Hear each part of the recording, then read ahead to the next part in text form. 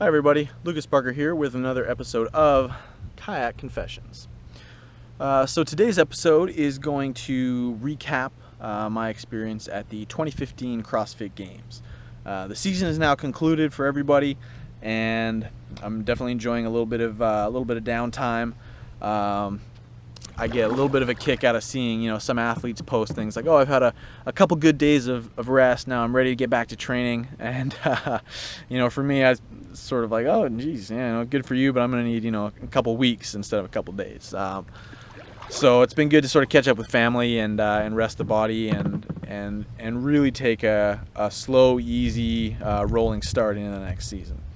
The CrossFit season is like ice cream. What I mean by that is the CrossFit Open is like a single scoop ice cream cone. It's sweet, it's fast, you can scarf it down, and it leaves you wanting more. Then you get to the CrossFit Regionals, and they're like maybe a bowl of three, a triple scoop bowl, where you got a few different flavors in there. It's a bit of a challenge to get through, but it leaves you just sort of feeling fully satisfied. And then the CrossFit Games is like one of those big plastic tubs that your grandma has in her deep freezer. So, you can start out spooning it down, tastes pretty good. You slow down pretty quick, and through the middle you cry a little bit, and then by the end you're just a hot, sticky, melted mess. So that's definitely how the season went this year. There's definitely been a lot of debate online about, the programming about of the games. Was it dangerous? Was it appropriate? And mostly all of the people that have offered their opinions did not go through the experience of the games. And there's a lot of broad assumptions being thrown around about, these athletes, have trained this way or love this or don't like that. So I think, you should take those articles on either side with a grain of salt, because it's mostly people, putting their ideals on the athletes without actually really, being in their shoes or even talking to them. There's a few people sort of from behind the scenes that have offered their opinions to give a little bit more insight.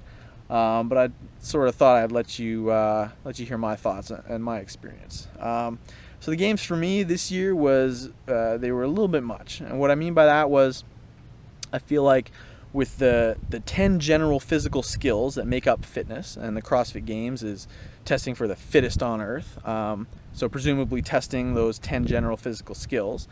At the CrossFit Games, and it was evident this year, there is this other sort of filter and these sort of roadblocks throughout the games where if you can't get through the filter, you're not going to be able to express your excellence or lack thereof in the 10 general physical skills. So a good example of this is poor Annie Thorisdottir, two-time female champion. So she's fully fleshed out in these 10 general physical skills of strength, speed, power, stamina, endurance, coordination, agility, balance, accuracy, and flexibility. She's not really got a huge deficit in any one of those, and yet she had to withdraw from the games. So why was that, right? Presumably it was heat stroke. And is heat stroke directly linked to one of these 10 general physical skills? Well, maybe there's a under the endurance category, which is tied into your cardiorespiratory function, maybe there's something there with hydration, O2 delivery, but it's a bit of a stretch to make that connection. So the CrossFit Games is also a test of some other things. Your musculoskeletal integrity, your just general durability, your ability to handle the heat, your hydration tactics, and just your sort of your own genetic hydration status, and all these sort of other things. And if athletes don't take those into account, then they get in big trouble. And sometimes it just comes down to dumb luck. It's maybe not a physical skill, but it should maybe be number 11 as luck in terms of just who gets a popped tendon here, a torn muscle there. And again, those can maybe be linked to, say, one of the 10 general physical skills, like maybe strength. But everyone at CrossFit Games is pretty damn strong, and a lot of people were getting injured and withdrawing this year. So in that regard, for me, things were a little bit much. But that doesn't really matter because I didn't win. And if you look at the people who won, Ben Smith and Katrin Tanya Davidsdottir, the first place man didn't seem to have any issues. The first place woman didn't seem to have any issues. So at the end of the day, we're testing for the fittest. We put a test out there.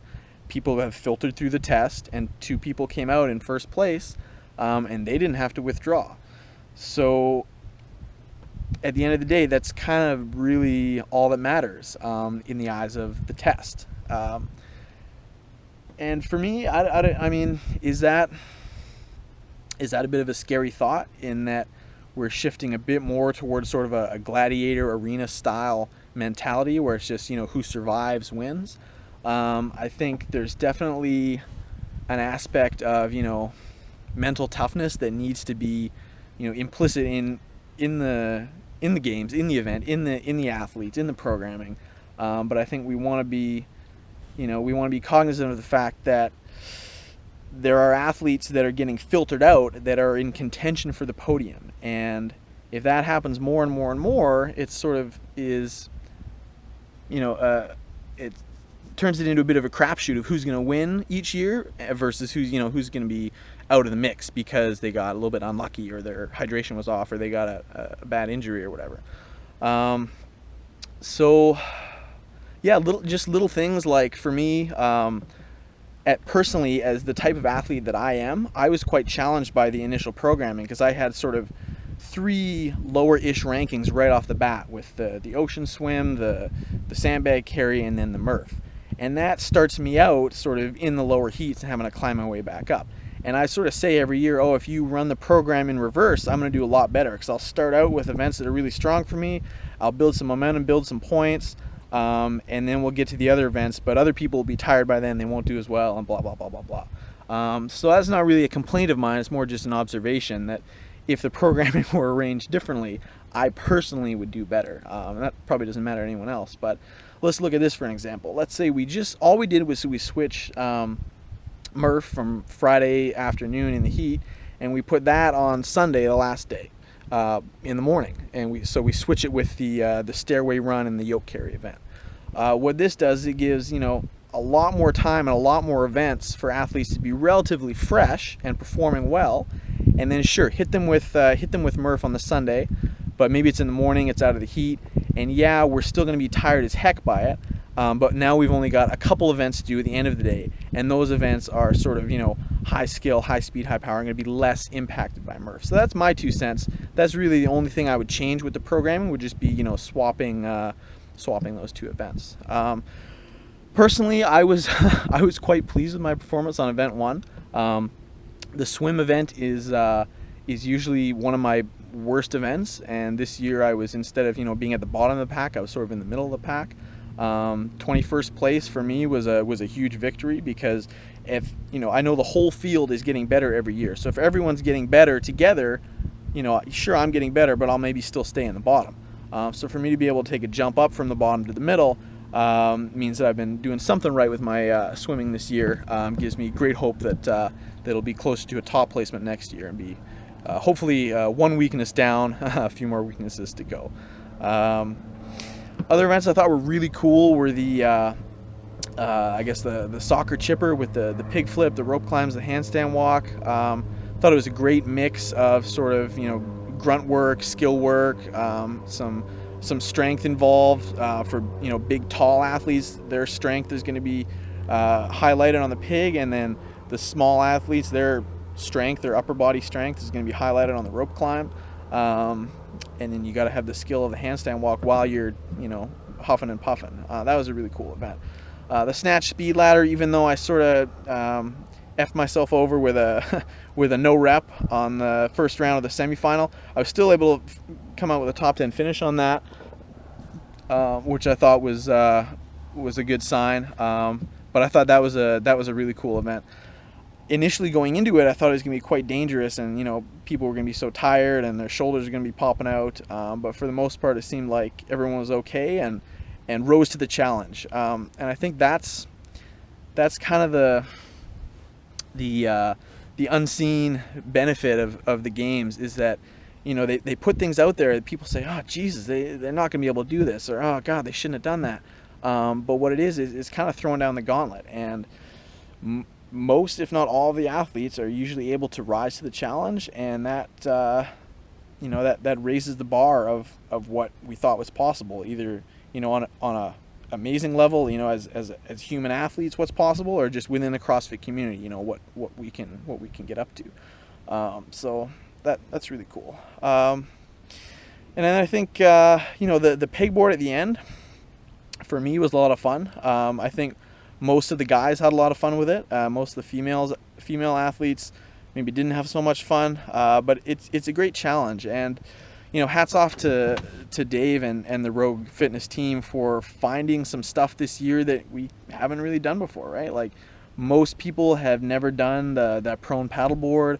Most people have never done the pegboard, and I say it every year, like, how are they going to top themselves next year? How are they going to top themselves next year? And they always manage to, in some ways with really cool, new, fun, creative ideas, and sometimes, yes, by just jacking up the volume. So I think while there is a lot of valid criticism about the programming or the volume this year, as an athlete, I don't expect things to be much different next year. And I think most of the athletes will be training with the expectation of, well, 2016 is going to have, even more, even harder, even heavier. And if you spend a year ramping up to that, hopefully everyone's going to be okay, and it'll be an amazing show. So I guess that's all for now. I'm going to get back to relaxing in my kayak. It's a heck of a lot more stable than the prone paddleboards they had us on.